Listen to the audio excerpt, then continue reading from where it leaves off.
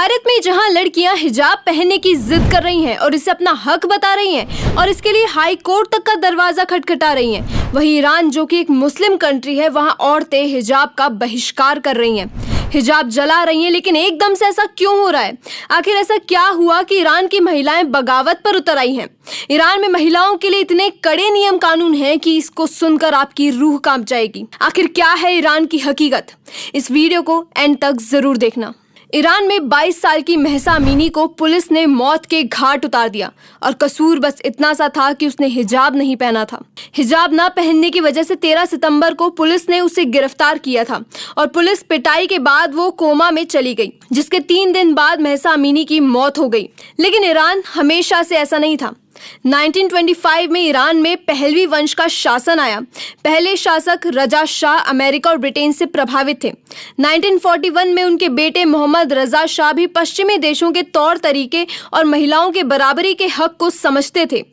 इन दोनों शासकों ने महिलाओं की हालत सुधारने के लिए कई बड़े बड़े फैसले लिए।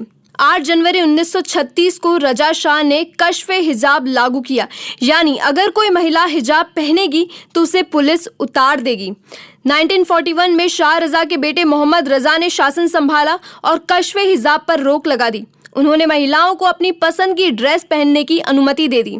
1963 में मोहम्मद रजा शाह ने महिलाओं को वोट देने का अधिकार दिया और संसद के लिए महिलाएं भी चुनी जाने लगीं। 1967 में ईरान के पर्सनल लॉ में भी सुधार किया गया, जिसमें महिलाओं को बराबरी के हक मिले। लड़कियों की शादी की उम्र 13 से बढ़ाकर 18 साल कर दी गई। साथ ही अबॉर्शन को भी कानूनी अधिकार बताया गया। पढ़ाई में लड़कियों की भागीदारी बढ़ाने पर जोर दिया गया। शियाओं के धार्मिक नेता आयतुल्लाह रूहुल्लाह खोमेनी ने शाह की नीतियों का विरोध किया। 1978 में उनके नेतृत्व में 20 लाख लोग शाह के खिलाफ प्रदर्शन करने के लिए शायात चौक में जमा हुए। इसे ही इस्लामिक रिवॉल्यूशन कहा जाता है। इसमें महिलाओं ने भी बढ़ चढ़कर हिस्सा लिया था। 1979 में शाह रजा पहलवी को देश छोड़कर जाना पड़ा और ईरान इस्लामिक रिपब्लिक हो गया। खोमेनी को ईरान का सुप्रीम लीडर बना दिया गया। यहीं से ईरान दुनिया में शिया इस्लाम का गढ़ बन गया। खोमेनी ने महिलाओं के अधिकार काफी कम कर दिए। सन 1979 में जब ईरान में इस्लामिक क्रांति हुई तो उस समय सभी महिलाओं के लिए एक सख्त ड्रेस कोड लागू कर दिया गया। इस ड्रेस कोड के तहत उन्हें हिजाब से सिर ढकने और ढीले कपड़े पहनने के लिए कहा गया। उन्हें ऐसे कपड़े पहनने को मजबूर किया गया जिससे सार्वजनिक स्थानों पर उनके शरीर का कोई हिस्सा ना नजर आए। यहाँ की मॉरल पुलिस, जिसे गश्ते इरशाद कहा जाता है, उसे एक बड़ी जिम्मेदारी सौंपी गई। पुलिस पर यह सुनिश्चित करने की जिम्मेदारी भी डाली गई कि हर महिला सही कपड़ों में ही बाहर निकले।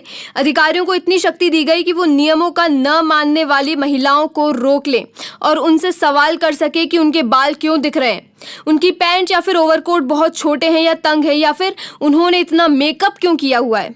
नियमों को न मानने वाली महिलाओं पर 35,000 रुपए का अनिवार्य जुर्माना लागू किया है। ये 74 कोड़े और 10 साल तक की जेल की सजा के अतिरिक्त है। ईरान में इस समय जारी प्रदर्शन में पुरुष भी शामिल हैं। 16 और 23 साल के युवकों की मौत ने साबित कर दिया है कि हिजाब ईरान में सिर्फ कट्टरपंथी की निशानी बनकर रह गया है।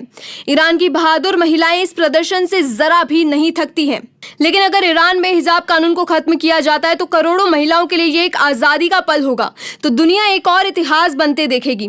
अगर आप भी ईरानी महिलाओं के साथ और हिजाब का विरोध करते हैं तो वीडियो को लाइक करें, शेयर करें और हमें कमेंट में जरूर बताएं कि आपका इस पर क्या विचार है।